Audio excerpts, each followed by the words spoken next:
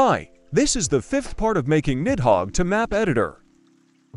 After the 4th episode I moved, and for this week, I didn't have internet, so there was nothing else to do than develop the app. I hope my internet will be back soon, and I'll start releasing new episodes again, as well as organizing the GitHub repository. For now, let's begin. First thing I started working on was implementing repeat by coordinates feature. I decided to implement it through setting up texture repetition and region of sprite. After setting the default texture repeat, I started to catch changes in the object, and whenever it happens, I apply them. At the same time, I was writing a system for selecting, highlighting objects. The repeat itself works like this. Since the texture repetition is enabled by default, using a region allows me to increase the size of the texture. And when the texture size exceeds the sprite size, it starts repeating itself. And here's the first prototype. When the sprite size changes, it starts repeating itself, which is very similar to what happens in the game. Because of this, when an object appears, I save the original sprite size, and after changing the repeat parameter, I calculate a new texture size and apply it to region. And after implementing this, when creating a map, it finally works.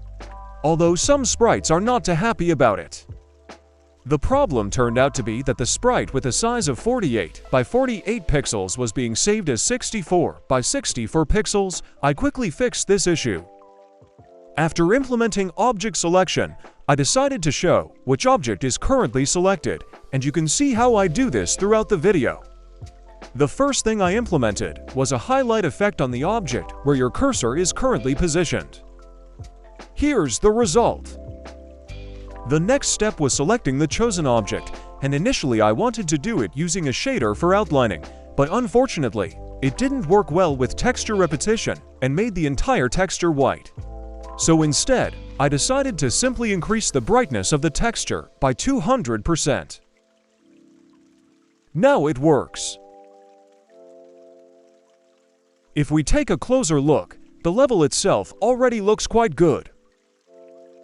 Next, I decided to rewrite the saving system from using ini files to JSON for more flexibility. And don't mind how I implemented the dictionary.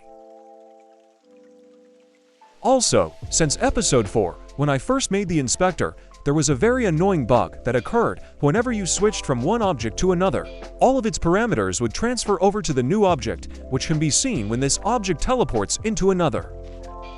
With the inspector's code rewritten, the main file revised, and the object updated, the bug is now fixed. Once I finished the inspector, I decided to continue working on rooms, specifically implementing room switching. I started by drawing an icon for toggling room visibility. And after that, all that was left to do was to add a new button to the script and switch the values of the existing buttons. Now, the button next to the name is intended for choosing the active room or layer, where you will add and edit objects. And after all this, we now have an editor where you can already work comfortably.